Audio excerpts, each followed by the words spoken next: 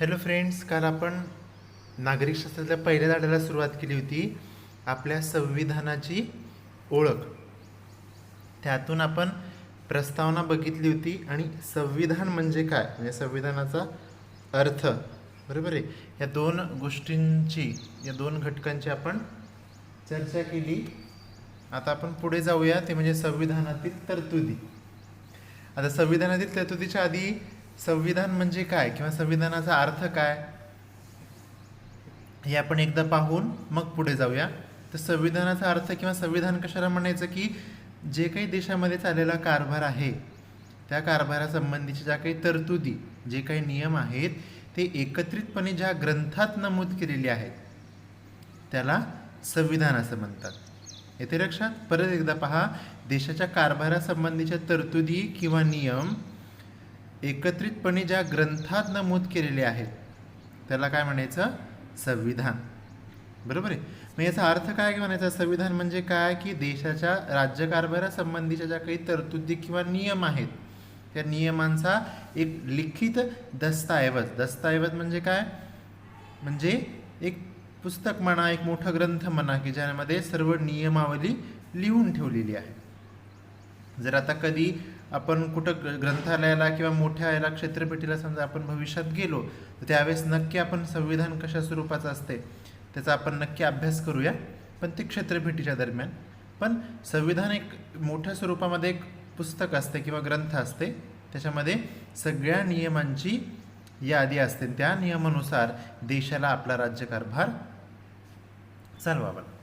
मग ही संविधानातील तरतुदी काय किंवा का हे तयार करण्यात आलं, म्हणजे काय काय गोष्टी याच्यामध्ये आहेत त्या गोष्टींचा एकंदरीत अभ्यास करायचा. म्हणजे पुढच्या आपल्याला मुद्द्याकडे वळायचं आहे ते म्हणजे संविधानातील तरतुदी. आता संविधानातील ज्या काही तरतुदी आहेत त्या अनेक संबंधी आहेत, अनेक बाबींविषयी. मग त्यामध्ये नेमके कोणकोणते आहेत त्याची आपण काही उदाहरणं पाहूयात. तुमच्या पुस्तकामध्ये पण दिलेली आहेत. नागरिकत्व आहेत, बरोबर आहे. म्हणजे नागरिकांचे काय काय हक्क आहेत, मग ते जे काही नागरिक आहेत त्यांचे जे काही अंतर्गत असलेल्या ज्या काही संस्था आहेत त्यांचा नेमका संबंध काय, मग शासनाने करावयाचे कायद्याचे विषय कोणकोणते, मग आपल्या देशामध्ये निवडणुका कशा व्हायला पाहिजे, शासनावर कोणकोणते नियम असावेत किंवा कोणकोणत्या मर्यादा असाव्यात, मग आपल्या देशामध्ये जे काही राज्य आहेत, बरोबर आहे, विविध स्वरूपाचे राज्य आहेत, मग त्या राज्यांचा राज्यकारभार कसा, त्यांचे अधिकार क्षेत्र इत्यादी संबंधीच्या सगळ्या माहिती त्यामध्ये आहे. बरोबर आहे. आणि संविधानानुसारच राज्यकारभार करण्याचे तत्त्व बहुतेक सर्वच देशांनी स्वीकारलं. म्हणजे आपला भारत देश तर आहेच आहेत, पण त्यासोबत इतरही काही देश आहेत, काही देश वगळले तर भरपूर देशांनी संविधानाच्याच ह्या गोष्टीचा अवलंब करत त्यांनी आपल्या देशाचा राज्यकारभार चालवायचं ठरवलं. मग प्रत्येक देशाचं संविधान हे किंचित स्वरूपाचं, म्हणजे नियम जरी ते संविधानानुसार जरी ते नियमाने वागत चालले तर प्रत्येक देशाची संस्कृती, त्यांची चालीरीती, त्यांची परंपरा, त्यांचा मागचा इतिहास, बरोबर आहे, त्यांचं एकंदरीत राहणीमान याच्यानुसार प्रत्येकाने आपापल्या संविधानामध्ये थोडेफार फेरबदल केलेले आहेत. म्हणजे प्रत्येक देशात जर तुम्ही संविधानाचा जर विचार करता तर आपल्या भारत देशाचा निराळा असेल, दुसऱ्या देशाचा निराळा असेल, बरोबर आहे. म्हणजे प्रत्येक देशाच्या त्या भिन्नतेनुसार, प्रत्येक देश काही सारखा नव्हे, प्रत्येकांच्या असलेली सामाजिक रचना ही वेगवेगळ्या स्वरूपाची आहे, त्यामध्ये आपल्याला व्हरायटीज पाहायला मिळते, बरोबर आहे. त्यामुळे प्रत्येकाचं वेगळेपण असल्यामुळे प्रत्येक देशाच्या ज्या काही गरजा आहेत किंवा त्यांचे जे काही उद्दिष्ट आहेत ते वेगवेगळ्या स्वरूपाचे असल्यामुळे किंवा भिन्न स्वरूपाचे असल्यामुळे त्यांना अनुसरून जे काही नियम म्हणूया त्या नियमानुसार त्यांनी संविधान तयार करायचा प्रयत्न केला. आणि ज्यांनी मग ते संविधान ज्याला आपण नियमावली म्हणूया त्या नियमावलीनुसार त्या त्या राष्ट्रांच्या गरजानुसार त्यांनी ती नियमावली तयार करून मग त्यानुसार ते राष्ट्र किंवा ते देश, ते त्यांचा राज्यकारभार किंवा त्यांचा देश ते चालवतात. म्हणजे एकंदरीतच काय याच्यामधून लक्षात घ्यायचं की प्रत्येक देशाच्या ज्या काही गरजा आहेत त्यांना असणारी जी काही आवश्यकता आहेत, बरोबर, मग त्यांच्या मागचा इतिहास असेल, समाजरचना असेल, संस्कृती असेल, परंपरा असेल, ही प्रत्येकांमध्ये वेगवेगळी आहे, बरोबर आहे. मग त्यांची गरजा किंवा त्यांची उद्दिष्टे या सगळ्या गोष्टींचा एकंदरीत विचार करून प्रत्येक देशाने, बरोबर आहे, प्रत्येक राष्ट्राने आम्हाला एक संविधान निर्माण केले आणि त्यानुसार ती राष्ट्रे प्रयत्न करतात किंवा त्यानुसार ते राज्यकारभार चालवतात. बरोबर आहे. मग तसंच आपला पण जो काही देश आहे, आपलं जे काही देश आहे, त्या भारत देशामध्ये पण आपल्या ज्या काही गरजा आहेत किंवा आपल्या लोकांचं राहणीमान कसं आहे, ह्या सगळ्या एकंदरीत गोष्टींचा विचार करून आपल्या भारत देशाचा पण एक संविधान आहे आणि ते संविधानानुसार आपला भारत देश आज राज्यकारभार करत आहे. बरोबर आहे. मग हे जे काही चालणारं राज्यकारभार आहे, हे राज्यकारभार संविधानाने चालतं. बरोबर आहे. मग ही नेमकी संविधानाची आवश्यकता का, किंवा का म्हणून हे संविधान आपण पाळायला पाहिजे किंवा त्याचे नियम पाळायला पाहिजे, तर त्याची काही आवश्यकता आहे ती का आहेत किंवा त्याचे फायदे काय काय आहेत हे आपण एकदा लक्षात घेऊया. बरोबर आहे. तर पहिलं काय तुमच्या समोर पाहायला मिळेल पुस्तकात जर तुम्ही बघितलं तर, की शासनाला नियमांच्या चौकटीत राहूनच राज्यकारभार करावा लागतो. त्यामुळे त्यांना मिळालेल्या अधिकाराचा किंवा सत्तेचा दुरुपयोग होण्याची शक्यता कमी असते. बरोबर आहे का नाही. आता कोणाला सांगितलं की बाबा तू नियमात वाग, तर तो बरोबर नियमात वागेल. बरोबर आहे. पण त्यांनीच नियम केले आणि तोच त्यानुसार जर वागत नसला तर मग त्याला कोणाची भीती नसणार. बरोबर आहे. मग एखादा अधिकारी असू द्या किंवा कोणता एक वरिष्ठ असू द्या, तो नियमाच्या चौकटीतच राहून कारभार करतो. बरोबर आहे. म्हणजे खाजगी आणि सरकारीमध्ये फरक आहे. बरोबर आहे. एखादा राजा असेल, तो त्याच्या याच्यामध्ये कोणती कशी सत्ता गाजवू शकेल, पण त्या राजाच्या हाताखाली किंवा राजाच्या वर कोणी सत्ता गाजवणारा असेल, जशा नियमानुसार तो वागायचा प्रयत्न करतो. म्हणजेच काय की त्याच्या सत्तेचा तो कधी दुरुपयोग करू शकत नाही. म्हणजे हे एक महत्त्वाचा फायदा आपल्याला म्हणता येईल. दुसरा, संविधानात नागरिकाचा जे काही हक्क आहे, त्यांच्या गरजा आहेत, त्यांचं जे काही स्वातंत्र्य आहे त्याला महत्त्व दिलं गेलं. म्हणजेच काय, ते स्वातंत्र्य किंवा ते हक्क किंवा ती गरज त्यांच्याकडून हिरावून न घेता त्यांची हक्क आणि त्यांची स्वतंत्रता ही सुरक्षित राहावी. मग हक्क कोणते?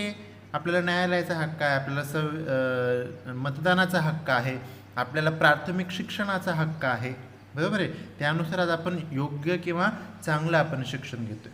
मग स्वातंत्र्याचा हक्क म्हणजे काय? आज आपल्याला स्वातंत्र्य आहे, आपण कुठंही फिरू शकतो, कुठंही आपले मत आपण मांडू शकतो. म्हणजे भाषणाचा अधिकार आहे, व्यक्ती विचाराचा अधिकार आहे. बरोबर आहे. इतरत्र फिरण्याचा अधिकार आहे. हे सगळ्या गोष्टी आज आपल्याला त्या सगळ्या गोष्टींची मुभा आहे.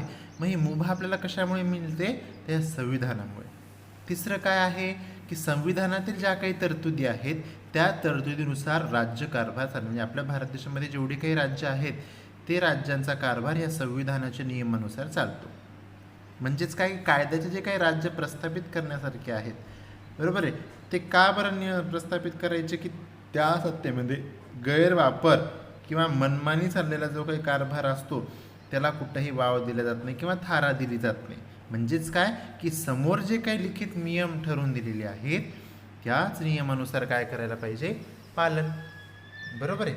मग पुढचं काय की संविधानानुसार राज्यकारभार होत असल्याचे पाहून सामान्य माणसाच्या शासनावरील विश्वास वाढतो आणि त्यातूनच तो सहभागाला उत्सुक होतो.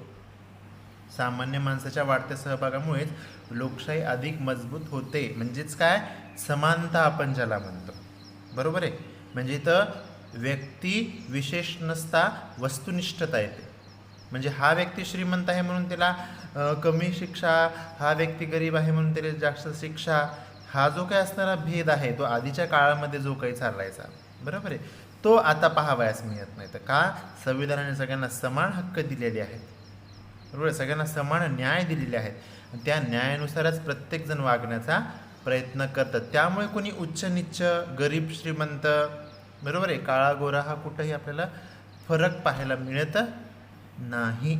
आणि त्यामुळेच आपल्याला सगळ्या गोष्टी समान पाहायला मिळत असल्यामुळे आपल्याला त्या नियमांमध्ये विश्वास वाटतो.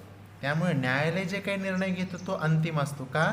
तर ते कोणत्याही व्यक्तीला विशेष मानत नाही, तर त्यांनी केलेल्या गुन्ह्याला तो विशेष मानतात. त्यांनी जर मोठा अपराध केला असेल नक्की त्याला शिक्षा मोठी होणार. बरोबर आहे. मग तो कोणताही राजा असेल, बाबा कोणता प्रधान असेल किंवा कोण सामान्य व्यक्ती असेल. बरोबर आहे. चोर असला काय आणि राजा असला काय, प्रत्येकाला शिक्षा ही न्यायालयासमोर कशी असणार? सारखी, त्याच्या गुन्ह्यावरती अवलंबून असणार. बरोबर आहे. पुढचं काय? संविधान त्या त्या देशासमोर काही राजकीय आदर्श ठेवते. आणि त्या वाटचाल करण्याचे बंधनही त्या राष्ट्राला असते.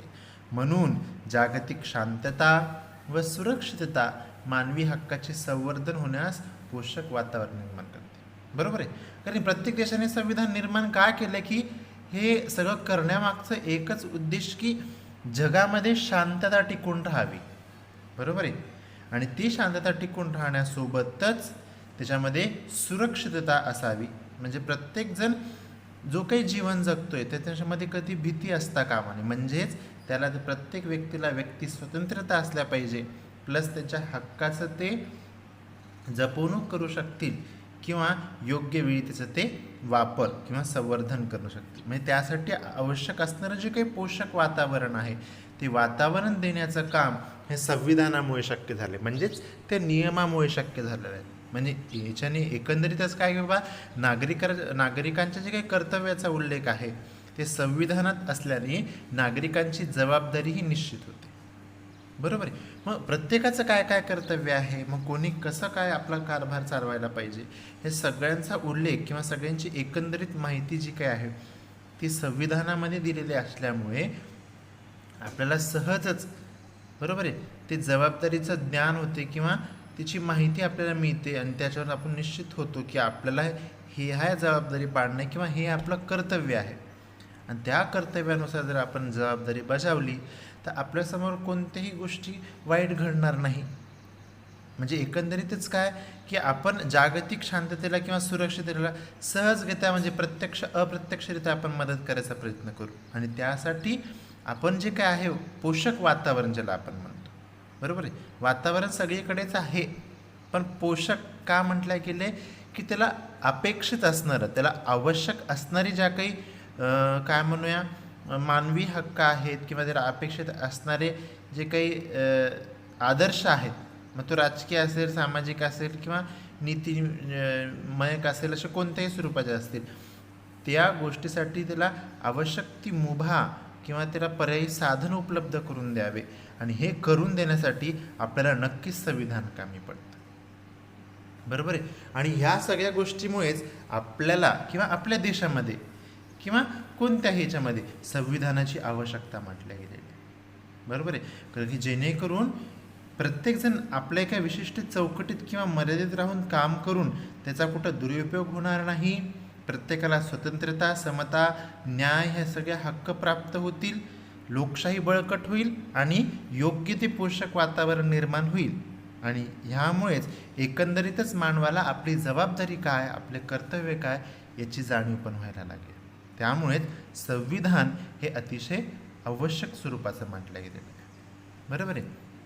मग हे संविधान का आवश्यक म्हटलं गेलेलं आहे हे एक लक्षात आलं.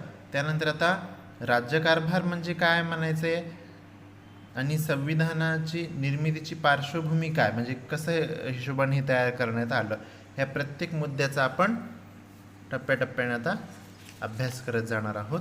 हे दोन जे काय आता टप्पे आहेत ते आपण पुढच्या भागामध्ये पाहूया.